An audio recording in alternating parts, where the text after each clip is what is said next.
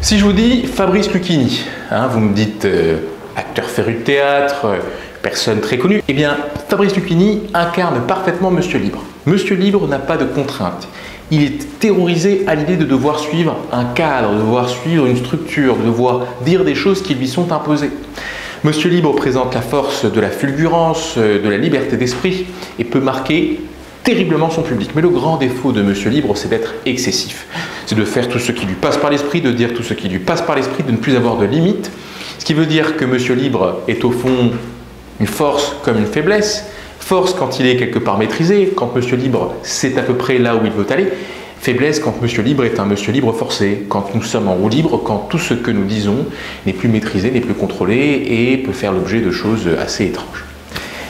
Monsieur Libre est donc un cadre intéressant et j'aimerais, après vous avoir proposé les différents cadres, Monsieur Parfait, Monsieur Normal, Monsieur Cool et Monsieur Libre, sur les jours précédents, vous poser la question, quel est le cadre que vous avez tendance à adopter? Est-ce que vous êtes plutôt un Monsieur Parfait, un Monsieur Normal, un Monsieur Libre, un Monsieur Cool? Je vais vous dire, la plupart d'entre nous sommes plutôt des Monsieur Parfaits. Alors après, chacun y arrive ou pas, mais disons que l'intention, quand nous prenons la parole en public, le plus souvent, est celle de Monsieur Parfait, de viser Monsieur Parfait. On va voir que Monsieur Parfait n'est pas forcément la panacée, puisqu'en vérité, les meilleurs orateurs sont ceux qui savent se balader de cadre en cadre. Mais pour se balader de cadre en cadre, il y a des contraintes à ne pas avoir, des choses à respecter.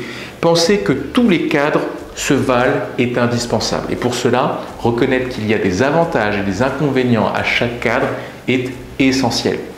Penser que Monsieur Parfait est la panacée, c'est au fond penser que Monsieur Parfait est supérieur à Monsieur Normal, qui est supérieur à Monsieur Cool, qui est supérieur à Monsieur Libre. Ce n'est pas vrai.